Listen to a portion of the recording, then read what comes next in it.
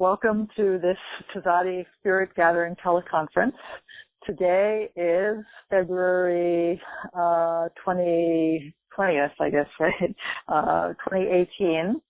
And my name is Reverend Laura Smith. And our topic is the heart, a Toroid love affair, which I couldn't resist the pun on that. We're glad you've joined us. If you're listening in later, welcome to the energetic field of this call. And so we're recording this so people who couldn't be here tonight can listen in later. We don't need to mute the call at the moment. So the protocol tonight, I have some talking points for kind of inspiration, and then there will be a series of some short meditations to give us an experience of the heart field, and then a place for sharing. So in my own journey, I'm very interested in the kind of body-mind connection, the spiritual aspects of the body. And so February, of course, is the month of the heart, the month of love. And so I found myself reflecting on the heart as an organ, but a physical organ that a lot of research is now showing is mainly an energetic organ and an electromagnetic field. And of course, this is a view that we find in the traditional esoteric religions of Taoism, Buddhism, Hinduism, going back centuries, but the research today is validating this. And so in my own reading and reflection, I was kind of finding these different sources and kind of digesting them, putting them together. So this month I felt inspired to kind of gather a few of these concepts and offer them for reflection, so that we can kind of appreciate the wonder of the heart.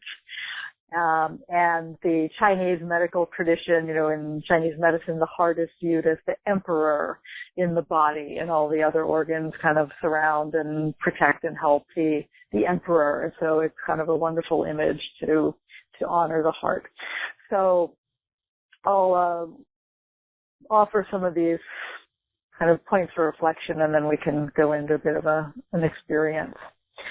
So the kind of overarching concept so I should just say I've gathered these remarks from several different sources. I'm sure people listening to the call will know some of them, but there's some great resources and teachers out there. If you're not familiar with them, you might want to explore. So the work of the Heart Math Institute, I've drawn on some of their concepts, and they're really a wonderful kind of cutting-edge research institution about kind of biofeedback and body-mind connection regarding the heart. And then the book of Dr. Thomas Cowan, who is a physician, but very holistically oriented. He's very oriented towards the anthroposophical tradition of Rudolf Steiner. He's a biodynamic organic gardener, and so on. And so he has a very interesting book about the kind of spiritual aspects of the heart. So the first kind of concept is this, what we could call the body electric of the heart, that the research is showing more and more that the heart is an electromagnetic generator, essentially. And if we think about the aura of the body, most of us can probably visualize the kind of diagram of the energy field going up the center of the spine as a kind of a donut shape or a torus, with that kind of central channel being a hollow tube, and then coming out the sides as a kind of a donut shape. And so this is actually the shape of the energetic field that the heart creates, and the heart, it turns out, is actually the source of that electromagnetic wave.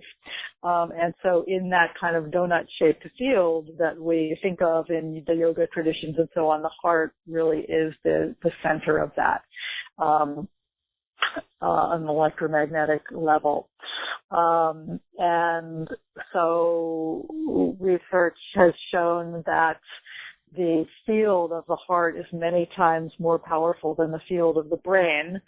And this is an idea that's becoming more well known, but it kind of overturns that classical Western idea of, rationalism and the brain being the center of everything.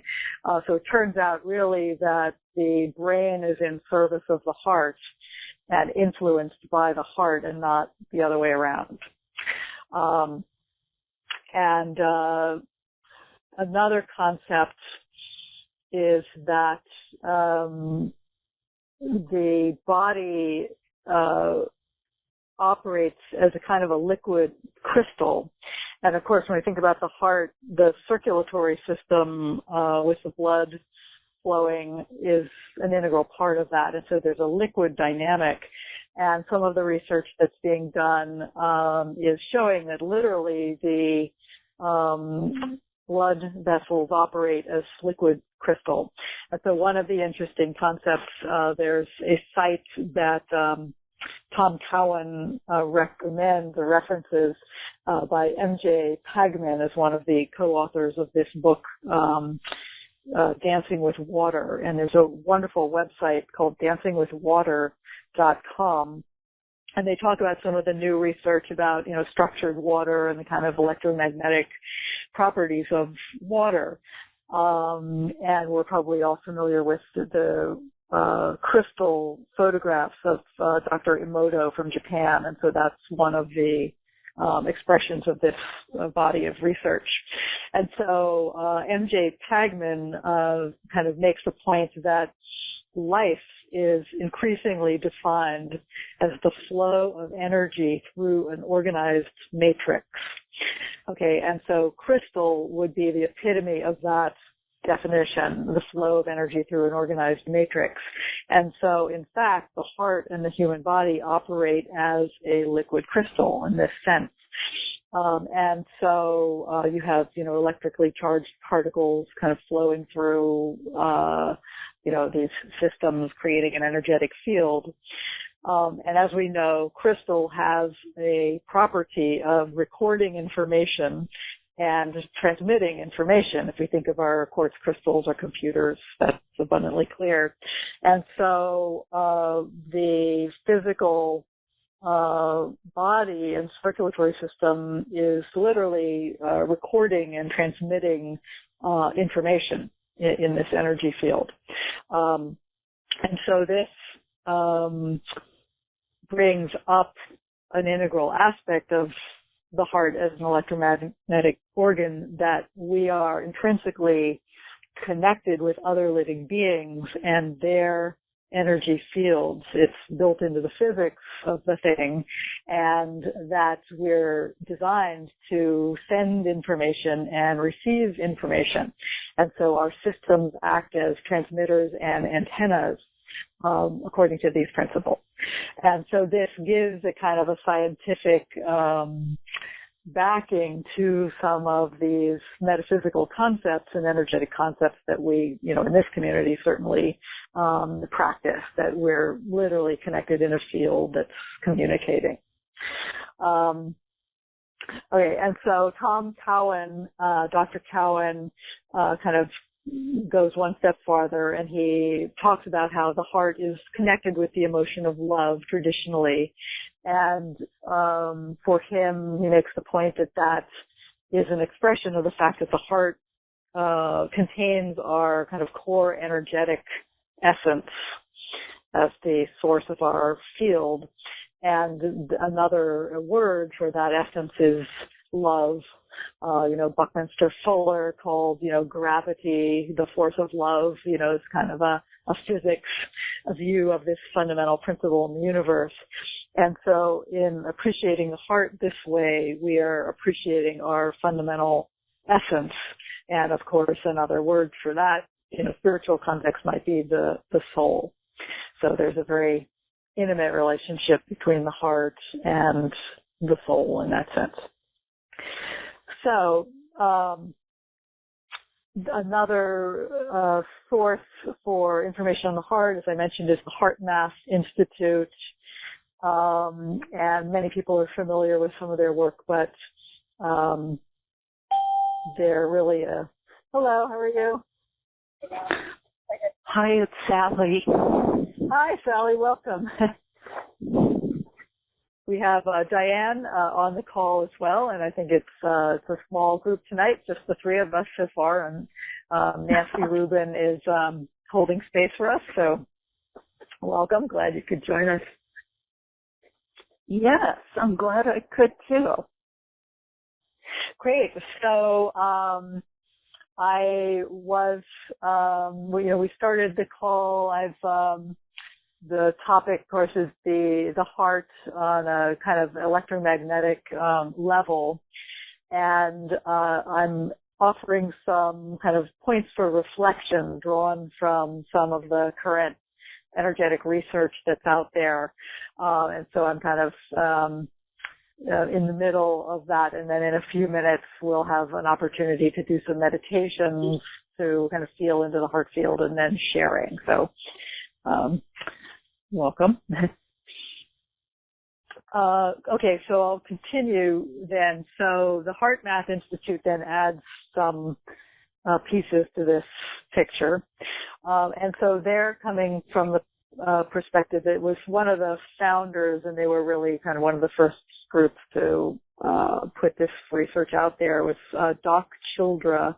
And they're kind of coming from a perspective that's bridging spirituality and science. And so they say in their mission statement that they see a global shift underway, and part of the nature of that global shift is to be heart-centered, bridging intuitive connection between heart and mind. And so they cite at least, say, 300 peer-reviewed studies that they're drawing on to put together their material. And so, of course, this is a field that's really developing quickly now. And so along with the concepts that we've already looked at, one of the aspects is the property that they call coherence. And as they say in some of their material, emotions have a powerful impact on the human body. Positive emotions like appreciation, care, and kindness feel good and are good for us. They help the systems in our body synchronize and work better. Research has shown that when we intentionally shift to a positive emotion, the heart rhythms immediately change. And this is a concept that's called heart rate variability. This shift in heart rhythms creates a favorable cascade of neural, hormonal, and biochemical events that benefit the entire body. And so research has shown that, rather than a kind of a fixed heart rate, in fact, the heart is always responding to the moment and the kind of stresses and influences from outside. And if you picture kind of a sine wave diagram, a waveform, stress creates this kind of chaotic, irregular pattern in the heart rate, but coherent emotions, kind of so-called positive emotions like love, literally create a balanced, regular, harmonious waveform, and that in turn is a reflection of this coherent electromagnetic field. And so our health on all levels, emotional, physical, is enhanced and optimized by this coherent field. And so part of this dynamic is that when this field is coherent, we have more energy. They talk about our kind of so-called battery being charged. And this is, literally an electromagnetic phenomenon. And we're more resilient. We affect others through this resonance more positively, and this can be measured. And the inverse is also true, that when we're in an unharmonized state, that drains our energy, and others around us pick up on that, and it's kind of a negative cycle. So there are a couple of little snippets from different researchers at HeartMath that talk a little bit more about some of these aspects. So one of their core founders, Roland McCready, PhD, says even when we're not consciously communicating with others, our physiological systems interact in subtle and surprising ways. The electromagnetic signal produced by our hearts is registered in the brain waves of people around us. Our physiological responses sync up with people like our mates and our family and so on during empathetic interactions. The heart's electromagnetic field is believed to act as a central synchronizing signal within the body, an important carrier of emotional information and a key mediator of energetic interactions between people. Right, and so this makes the point that the heart is really setting the whole field for the body, and all the other organs, including the brain, are taking their cue from the heart field. And this also influences other living systems and their fields. Okay, and so this highlights then the importance of cultivating positive emotions, and this benefits cognitive abilities, health, etc. Okay, so that's kind of drawn from the HeartMath Institute. And Dr. Cowan gives a very interesting thesis about how the heart works, which is a little bit controversial, but I think it's very inspiring to think about, and it's kind of along these lines of showing that the heart's essentially an electromagnetic organ. And so his contention is that the heart, contrary to conventional wisdom, is not a pump primarily for blood. That's what we're all taught in school, that the heart pumps the blood. But he shows that actually it's an electromagnetic dynamic that's moving the blood. And so he talks about on the side of blood moving away from the heart through the vessels, which would be the arterial, flow. When the blood reaches the capillaries, which is the kind of smallest vessel where the blood is literally interfacing with the cells of the tissues of the body and the nutrients are exchanged, that motion of the blood literally stops. And that's a fact that's well known to, anatomy, physiology. So therefore, his thesis is that the heart cannot be acting as a pump purely because the flow would simply stop there at the capillaries. So what explains the movement back to the heart from the venous direction, from the capillaries back to the heart? So he shows, and this is a really fascinating idea, that actually at the level of the capillaries, there's an electrical dynamic at the level of the water molecules that creates an electromagnetic vortex that actually spins the blood back to the heart through the capillaries and the veins. And so this brings in the concept of what's so-called structured water or easy water, which is another kind of cutting-edge area of research. And so a lot of people have heard about structured water. Dr. Gerald Pollack is one of the core researchers that discovered this, and his research is very involved, but essentially he shows that there's another kind of state of water besides solid, liquid, and gas that literally is electrically charged. It has a different molecular structure. And this, what he calls easy water, or structured water, exclusion zone water, is coating our capillaries. There's a protective layer of this electrically charged water on the inside of all of our blood vessels. And this, in fact, is what creates an electromagnetic vortex that spins the blood back to the heart. So this is a fascinating idea, and kind of changes the whole paradigm of how the heart is working. So it's an electrical phenomenon. Cowan also shows that in the heart, rather than the heart pumping the blood, the valves are actually being opened and closed by the suction of the vortex movement through the vessels. So again, it's essentially an electrical dynamic that's happening. And so he shows, how the structure of the heart kind of supports this, and the anatomy doesn't make sense, explained in any other way, and so on. So it's a very interesting kind of thesis. He makes the point that the conventional model of what causes heart disease, i.e. plaque buildup and so on, is not accurate, and that in fact the core of heart disease is really a deficiency of the electrical field, and that things like plaque buildup are a symptom and not the cause. So therefore, the approach to heart health is really to nurture the body's electrical field. Okay, and so this is a very holistic view, very interesting one. I think a very empowering one that goes along with a spiritual worldview. And so some of the things he suggests are to drink, structured water, to eat good food, to walk barefoot, in the ocean, in the ground, which of course charges the electric body, and cultivating positive emotions.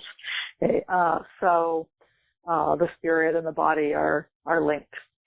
All right, and so one final kind of thought, and then we can go into some experiential meditations to feel the heart. So we've all heard of the kind of cellular memory, and we've maybe heard these stories about people who have organ transplants, and then they take on the characteristics, or they have the memories of the person who donated the organ, and so on. And so Dr. Cowan cites a very interesting example of this from the book of Dr. Pearsall, who was a heart surgeon who did heart transplants and then wrote about his experience. And so the book is called Heart Code. And so this is, a great resource. So this particular story that's taken from Dr. Pearsall's book goes as follows. So Dr. Pearsall tells the story of a white middle-aged man who worked all his life in a factory, espoused racist beliefs, and had no interest in what some might refer to as highbrow culture, such as opera and classical music. Then this man received a new heart from an anonymous donor. In the weeks and months that followed, as the man recovered, his wife began to witness profound changes in him, describing a husband who seemed almost like a new man.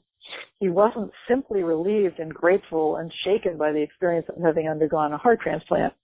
He started to hang out in places that were mostly frequented by African Americans. He became friends with African American coworkers whom he had previously shunned and found no common ground with. He even seemed to walk differently. And eventually, mostly in secret, he began to listen to classical music, especially violin concertos. For months, this man attempted to hide these personality changes, conflicted between the man he had been and the man he had become. Inevitably, the change of heart prevailed, and he was able to embrace a new life, a new essence. Deeply curious, the man and his wife began to investigate the identity of the donor. They discovered that he was a young African-American male who had been shot and killed while walking to school. This was mysterious and fascinating to them, but their profound awe came years later when they learned further details. That the young man was shot and killed on his way to a music academy, and he was studying the classical violin. And so this is a profound example of the cellular memory and the ability of the heart field to record information, as we were talking about. So one last kind of concept to connect. So along the lines of the connection of the heart with the larger world and the kind of cosmos, the natural world that surrounds us, Cowan is coming from a Steiner perspective, an anthroposophical perspective, and he makes the point that the numbers of the heart beat and breath, the lungs and the heart, are corresponding to the number of rotations of the sun to traverse the signs of the zodiac. Okay, so it's a kind of almost a mystical view of the microcosm, macrocosm, and so he says the different organs are able to integrate into a whole living system. A human being takes an average of 25,920 breaths per day, timed, 24 hours. It takes the sun about the same number of years to traverse the 12 signs of the zodiac, the so-called Platonic year. The sun travels 1 degree of the zodiac every 72 years, approximately a human lifespan. And in these 72 years are about 26,000 days, the approximate number of breaths in a day or time for the sun to make one complete cycle of the celestial world. Finally, between the cycles of inhalation and exhalation, there's a slight pause that helps prevent hyperventilation. There's a similar pause in the cycle of the year. At the solstice, the sun rests for a moment and then swings back the other way. Okay, and so Steiner talked about this as a kind of an archetypal rhythm.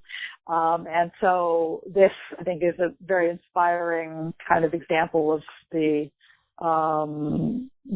correspondence on the level of physiology with these larger natural rhythms. And incidentally, in the Tibetan tradition, one of the famous tantric cycles called the Kala Chakra is very similar. It's based on a yoga of connecting the breath and the heartbeat and the rhythms to the planetary rhythms and so on. So I think this idea was known by some of the ancient esoteric tradition. So those are some things to ponder. So I thought we could take a few minutes then and feel into our own heart fields, and then come together as a group in a heart field, and then finally kind of radiate that coherence out to an area of the world that might be calling to us. So I'll kind of speak out each stage of that process. We'll give about 2 minutes to each of those stages. So you can bring yourself into a comfortable position, spine upright. And this first stage is taken from the Heart Math Institute. It's their exercise for heart coherence. So this harmonized electromagnetic field. And then we'll kind of expand on that. So the first step is to focus your attention in the area of the heart and feel that physical feeling of the heart. And then imagine your breath is flowing in and out of your heart or chest area, and breathe a little bit slower and deeper than normal. 5 seconds in, 5 seconds out is a good guideline. So let's do that for a couple of minutes.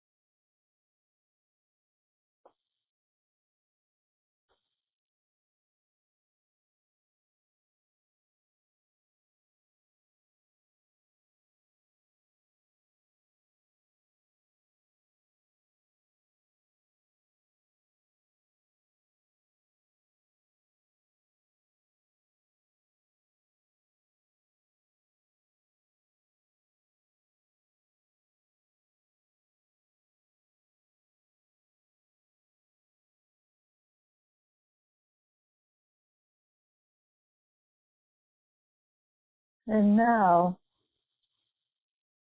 sincerely experience a regenerative feeling, such as appreciation or love or care for someone or something in your life, a family member, a pet, a good friend, and feel that appreciation or love, and then add that feeling, breathe that feeling through your heart. And let's do that for a moment.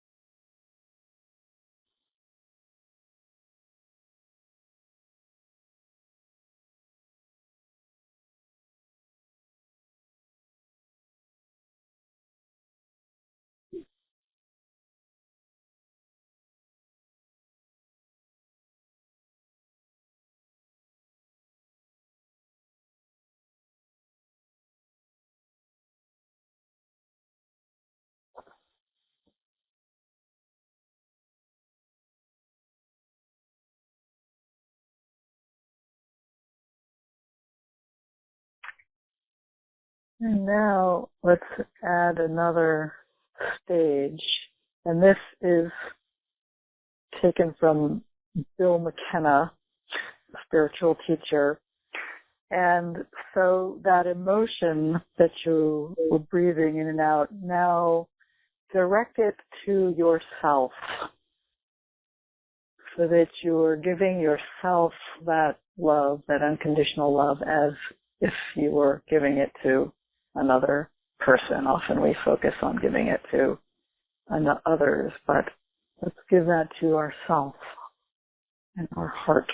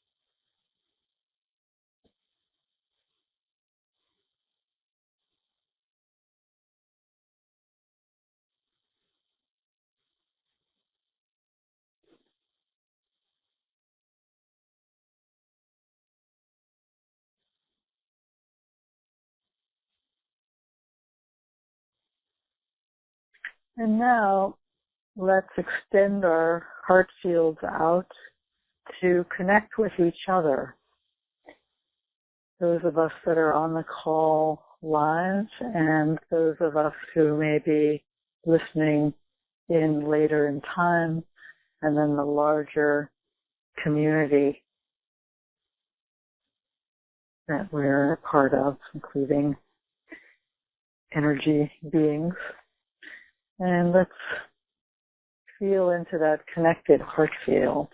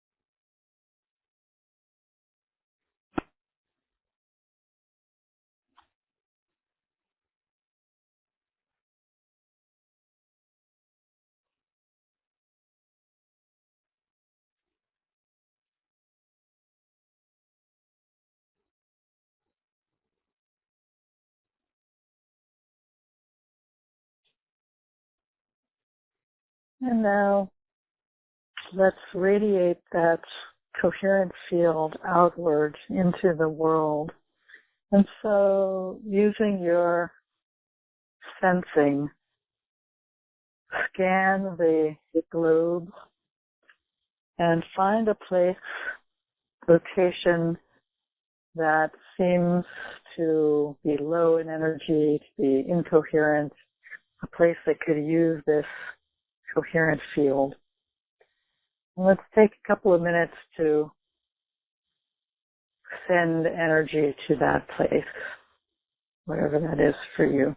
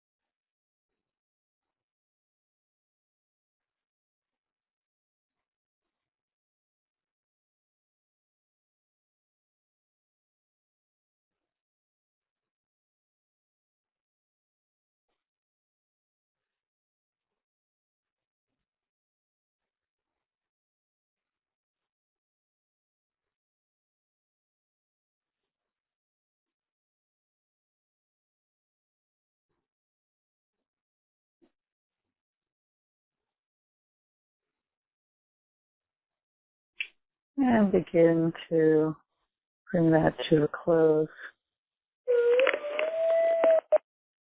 There's one additional little meditation that I think is useful, interesting.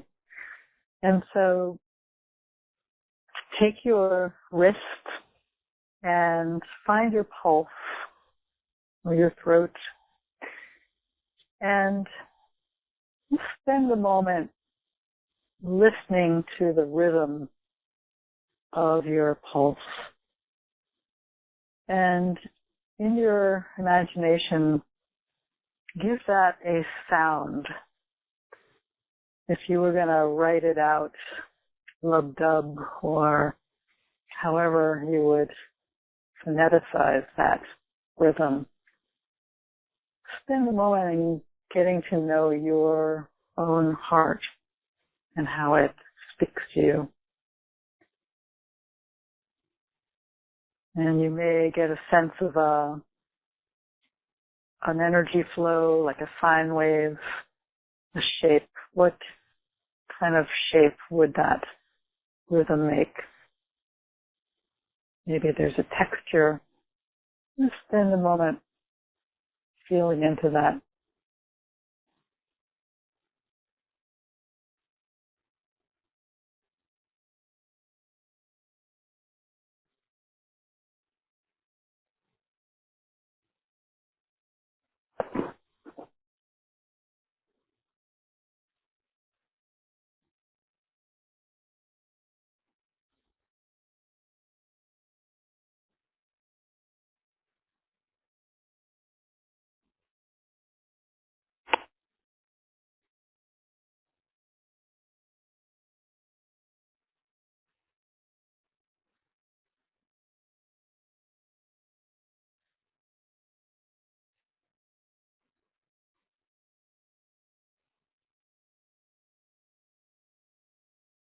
And when you're complete,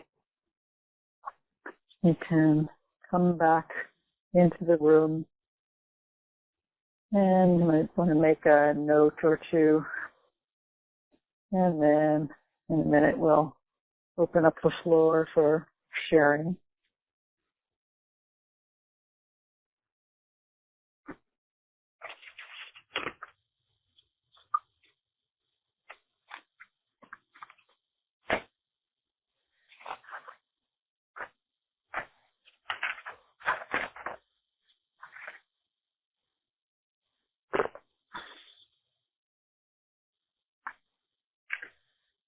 All right.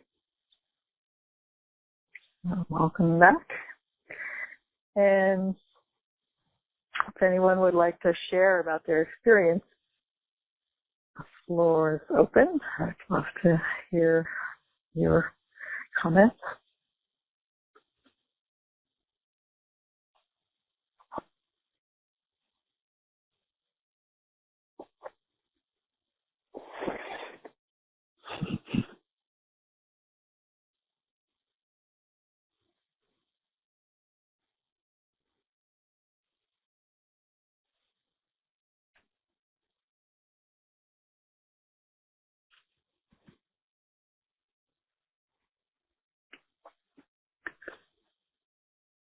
Hi, Laura. This is Sally.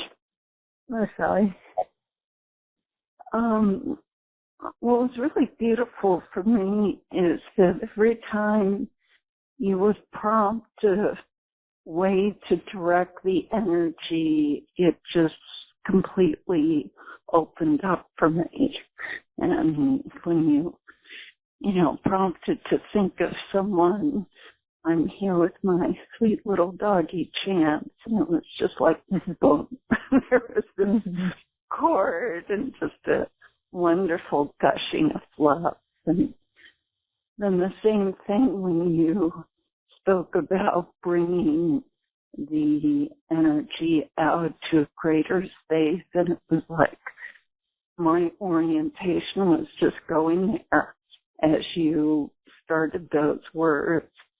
And I just found that places would kind of pop into my mind, and I would just feel like things were running to different locations of cities and places, and starting here in my immediate environment, and then going up the East Coast, going all the way to the West Coast, and just feeling like this incredible volume of energy was just kind of bubbling forth and being drawn to specific places.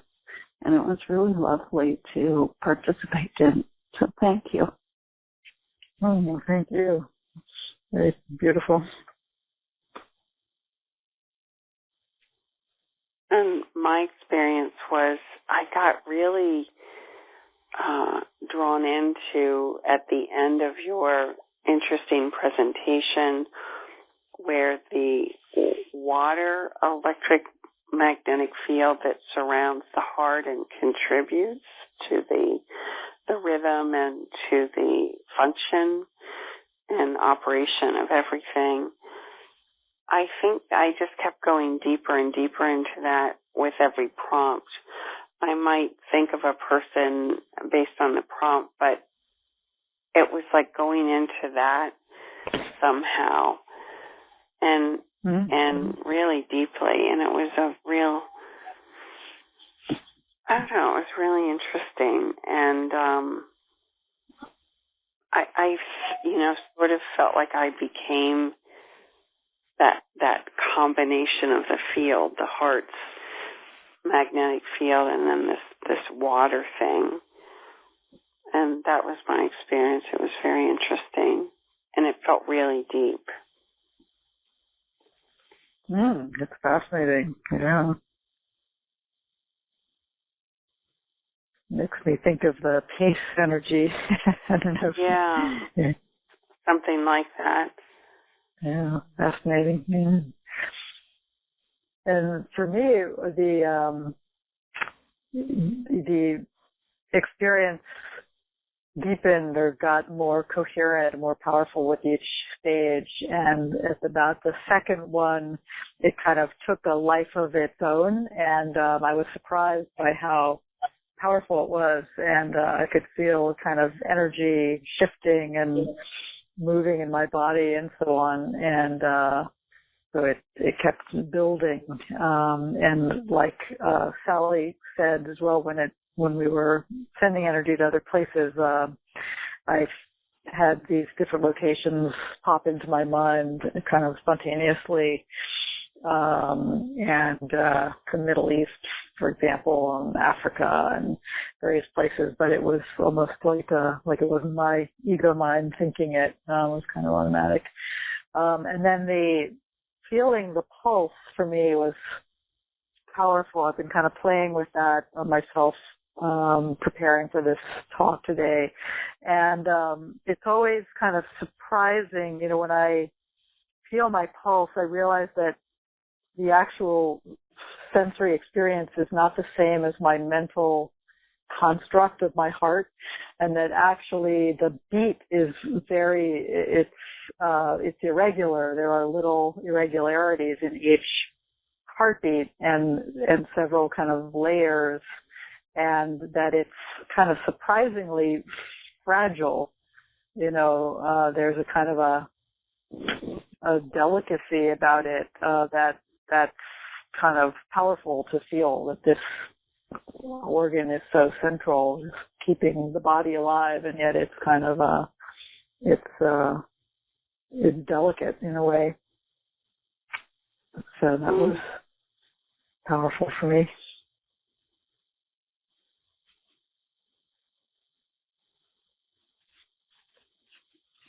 All right. And so, would anyone like to share anything else before we start to conclude for tonight? Thank you for the program. It was very interesting. I was just going to say thank you, that I really found it so interesting what you were saying about the heart, and just the idea that we're still learning so much about our physical structure and how we think of it in these very mechanical and chemical constructs, and yet we're realizing that there's so much more that we just don't really know and understand. And so this whole idea about the electrical body, the electrical charges, and, then you add in the fact that you've got all this bacteria, which is part of our body too, and they have their own electric field, I'm sure. So it's fascinating.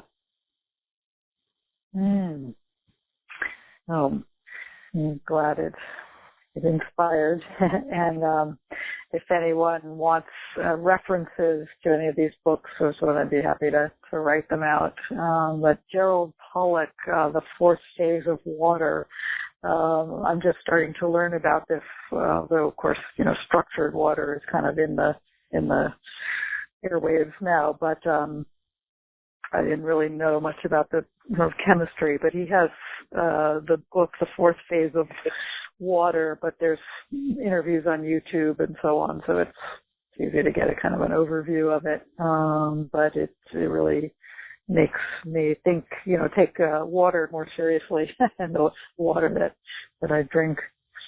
All right, wonderful. So we will bring our gathering to a close for this evening. And so thank you for joining us for this Spirit Gathering teleconference. The call may be archived as an MP3 at www.tzaddi.org. Phone access to the recording of this call is available until next month's call. For playback of the recording, dial 712-432-1085, access code 990-322#.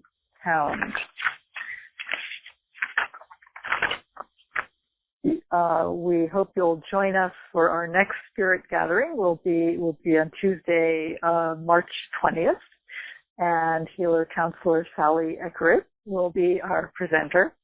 We're waiting on the topic at this point, and we will send out a punch bowl invitation for that date. These calls are hosted by Tzaddi, an inner spiritual metaphysical organization founded in California in 1964. Tzaddi welcomes, nurtures, and supports people in celebrating and more directly experiencing their relationship with the loving presence of the divine. Our programs are open to people of any race, color, or national or ethnic origin. Visit www.tzaddi.org to learn more. We will now close with thanks and a blessing. Thanks to Tzaddi founders Amy Keyes and Dorothy Blackmere. Thanks to all of you who have been a part of our community tonight. And thanks to the divine who supports us always, even when we are not aware of it. And as a blessing, I offer the Tibetan Buddhist mantra for the Bodhisattva of Compassion, Avalokiteshvara, which is Om Mani Padme Hum. And the visualization, as you may know, is a lotus at the heart and a pearl or a jewel in the center of the heart lotus. And so I'll just offer a few repetitions of the mantra and feel free to join in if you like. Om Mani Padme Hum, Om Mani Padme Hum, Om Mani Padme Hum, Om Mani Padme Hum, Om Mani Padme Hum, Om Mani Padme Hum, Om Mani Padme Hum, Om Mani Padme Hum, Om Mani Padme Hum, Om Mani Padme Hum, Om Mani Padme Hum, Om Mani Padme Hum, Om Mani Padme Hum, Om Mani Padme Hum, Om Mani Padme Hum. Thank you.